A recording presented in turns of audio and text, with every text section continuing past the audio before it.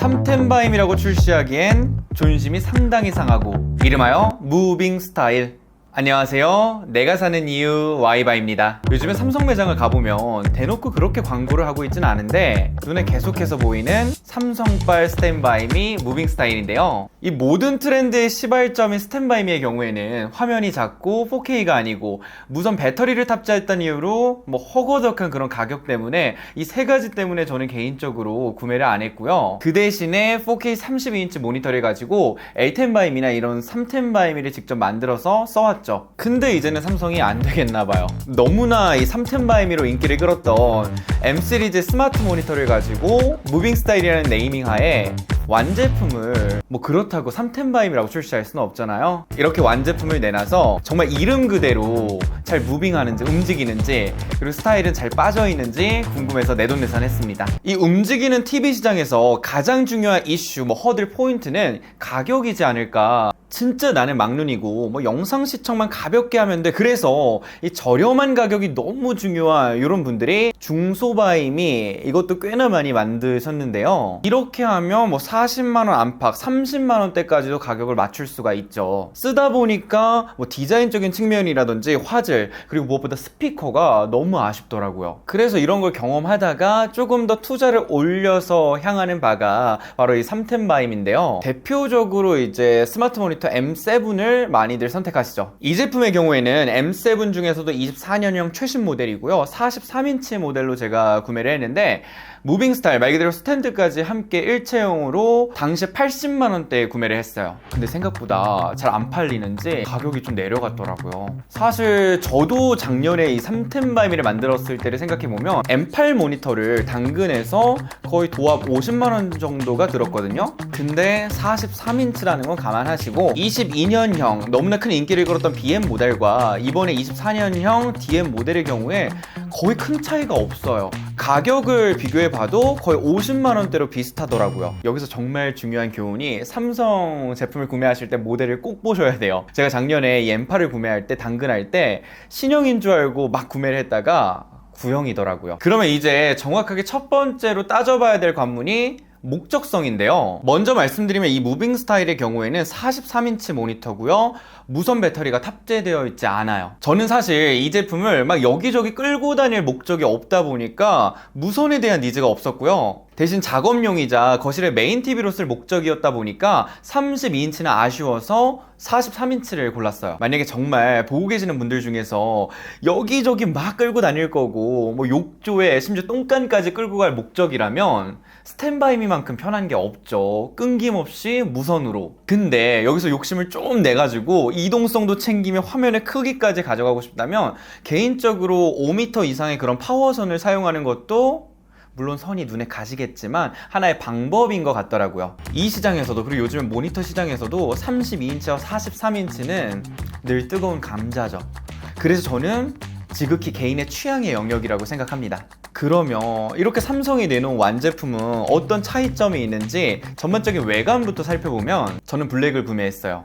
올 블랙. M7의 경우에는 M1과 다르게 블랙 제품 선택이 가능해요. 물론 삼성 스마트 모니터의 시작과 그리고 지금의 대세 인기는 화이트라지만 매번 화이트만 쓰다 보니까 약간 질리는 감도 있고 궁금해서도 구매를 했는데 고급스럽죠. 고민이신 분들은 저의 이 전반적인 영상을 한번 참고해 보시고요. 위통수, 모니터부터 디자인해 보면요. 만약에 43인치를 고민하신다면 무조건 저는 M7을 권장해 드리고 싶어요. 완전 슬림하고 날씬하고 가벼워요. 스탠드를 제외하고 8.7kg대의 무게로 제가 이전에 썼던 LG 43인치 모델 같은 경우는 10kg가 넘어가다 보니까 정말 무겁고 심지어 뒤통수도 어느 정도 있었거든요. 베젤 부분도 보시면 깔맞춤에 한몫을 했죠. 뒤통수도 나름 봐줄만 하고요. 32인치에서 43인치로 건너가는 순간 무게가 확 늘어나다 보니까 이런 이동성 TV에 있어서 안정성이 늘 이슈인데 그러다 보니까 가벼울수록 어느 정도 메리트가 있죠. 이제 하체 부분을 보면 일자로 쫙 빠진 스탠드가 기다리는데 하판이 좀 큰 편이에요. 50cm 지름이고 그리고 통도 두꺼운 편이죠. 5개의 바퀴는 안쪽에 내장되어 있습니다. 결론은 simple is the best다. 군더더기 하나도 없는 이런 걸 원하시는 분들은 역시 완제품이 답입니다. 이런 디자인 이야기가 나와서 말인데 43인치 모니터를 이렇게 사용했을 때 또 다른 장점 중에 하나가 데스크 테리어예요. 경험해 보신 분들은 아시겠지만 43인치 모니터를 그대로 책상 위에 둔다?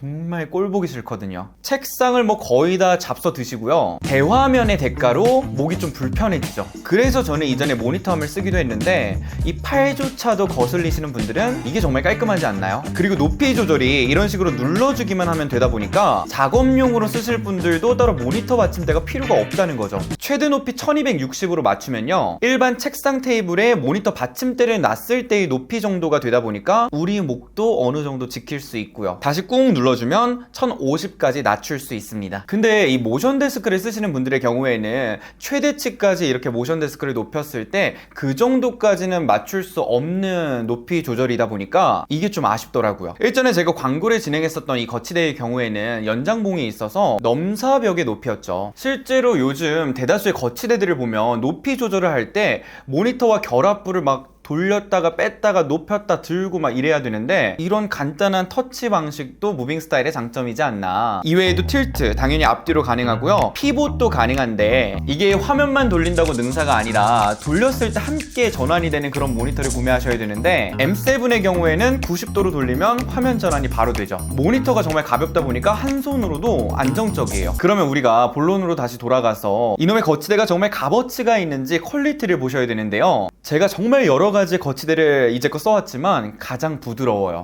사실 43인치라는 이 큰 모니터를 거치해서 이렇게 부드럽게 이렇게 끊김없이 움직이기가 쉽지 않거든요. 무빙 정말 잘 됩니다. 어느 정도냐면 이렇게 한 손으로도 정말 잘 따라오고 잘 움직이고, 모니터만 잡고서도 되게 안정적이에요. 소음도 제 기준 너무나 평온합니다.